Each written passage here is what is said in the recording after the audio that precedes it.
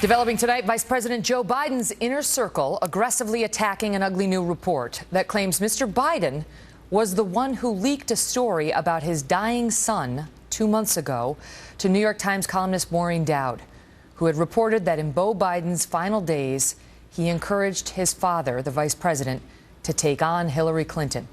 The story was unsourced, but today Politico reported that it was the vice president himself who fed that story to the newspaper.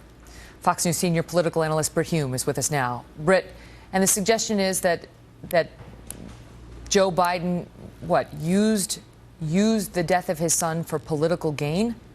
Well, that would seem to be why anybody would care about it. I mean, look, if this happened, and we have no reason to believe it didn't, that Beau Biden encouraged his father to run for president while he was dying, while Beau Biden was dying, that's an interesting footnote to all of this, and it obviously may help to explain why Joe Biden is considering so seriously the idea of running for president. But if the story is to have any meaning that he's actually the one who told Maureen Dowd that, which might make some sense if it happened, I don't think there's anything wrong with his telling Maureen Dowd that if he wanted to.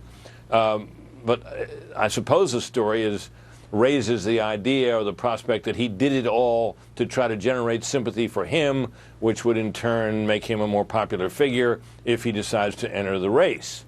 Well, I know Joe Biden, and I also know what it's like to lose a son. And I don't doubt for 1 second the sincerity of this man's grief over that. And I don't have any reason to doubt for this at all that he feels like a presidential campaign is a big, rough and tumble undertaking, exhausting, enervating, and believe me, grief is enervating, and that he is genuinely torn about this. I don't know which way he'll go, but I think his grief is sincere, and his doubt about which way to go is sincere as well. The question is, why are we learning about this? Because there are other reports that Hillary Clinton's team is all in on doing the Oppo research on Joe Biden. It's unconfirmed by Fox News, but I mean, you can imagine she's taken a look at him, obviously. Same with Bernie Sanders. She's got this enormous superstructure of organizations and foundations and so on that are designed to support her and her husband's undertakings. And it would be absolutely surprising to me if some of the people that work in labor away in those vineyards weren't keeping a dossier on Joe Biden. Look, Joe Biden is a target-rich environment. I mean, he's got a long record. He's been involved in many controversies, has taken many positions on major foreign policy issues in particular, but others as well. And some of those positions have not turned out altogether well, and that will certainly arise if he should decide to get into the race. Right now, of course, he's not in the race. He's a vice president and not making a lot of news every day. So the waters are fairly calm. They will quickly become turbulent if he gets in the race, and it would be surprising to me if the Hillary Clinton people were not all over that. Well, that's the thing, is that he's not in the race yet, and he's not beating her in most of the polls, but he's a different threat to her than Bernie Sanders is, and he seems to be the one that Team Clinton may be really concerned about, notwithstanding the fact that it is Bernie Sanders who's beating her 41-29 in the latest polling, the Real Clear Politics average in New Hampshire. Well, Megan, I think the point is that if Joe Biden were to enter the race, the question then arises, okay, whose support does he draw most from? I don't think he would draw very much from Bernie Sanders, because Bernie Sanders is out there in left field, and he has a core of support.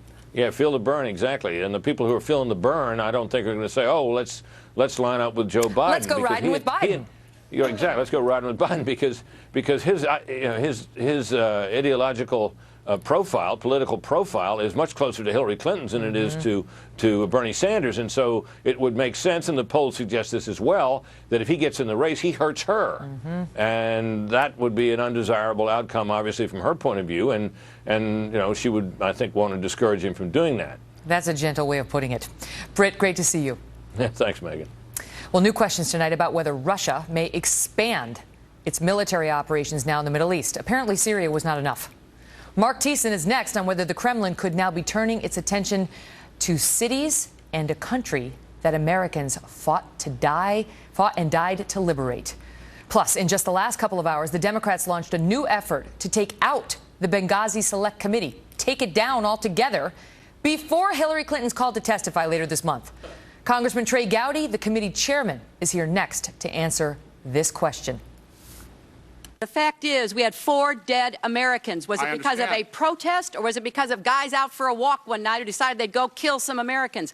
What difference at this point does it make?